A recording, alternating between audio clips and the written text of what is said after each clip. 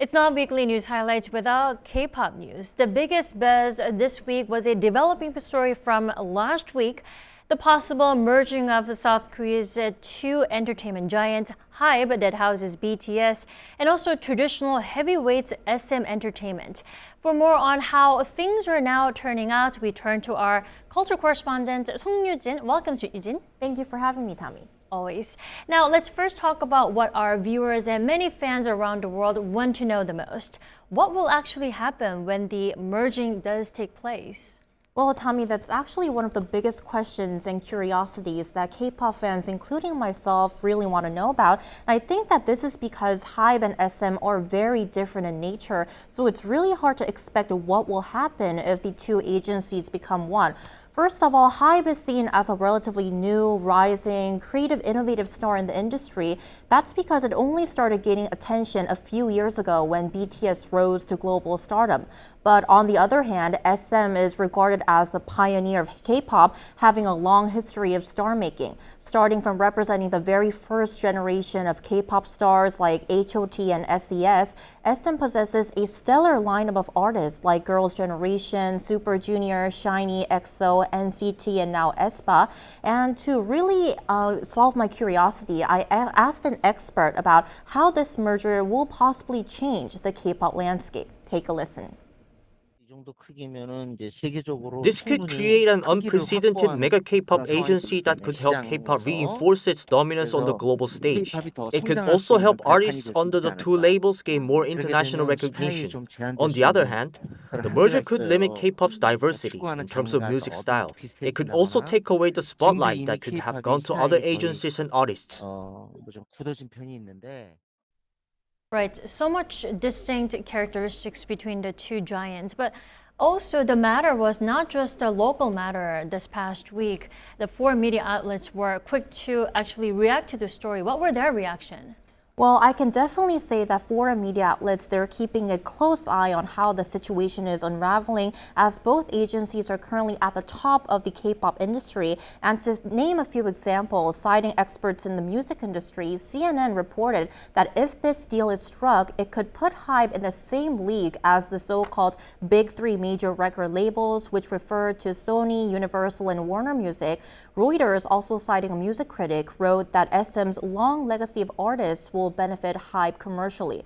Also, Bloomberg says HYBE has jumped into the middle of a messy corporate battle, allying with the godfather of K-pop, Lee Soo-man, who is the founder of SM Entertainment.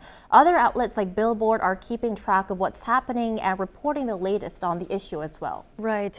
Lots of excitement and also concerns on the developing story yet. And now, briefly, let's talk about what will actually happen next now, because it seems like there's a rocky road ahead to make the actual merging deal to happen, right?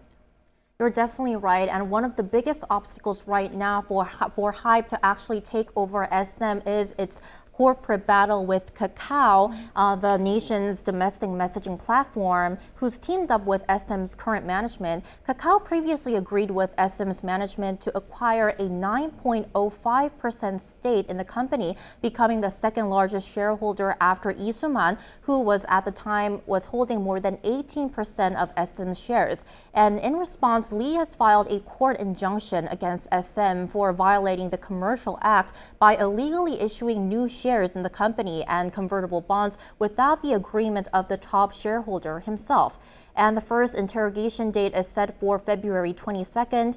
And the battle between HYBE and Kakao is already really tense, as the co-CEOs of SM, Lee Seung-soo and Ta Kyung-jun, released a statement denouncing Lee Soo-man and HYBE immediately after HYBE acquired Lee's shares. The statement that they released called Lee and HYBE's move a hostile M&A and said that SM opposes such attempts. But in contrast, the statement read Kakao has a strategic partnership with SM and that both aim to accelerate the agency's future goals on the plan that's being currently dubbed as SM 3.0. Right. It sounds a lot more complicated than it is. And now, before we let you go, we were also, let's go back to Monday, when the share process all started. Let's talk about the latest. What's the latest now?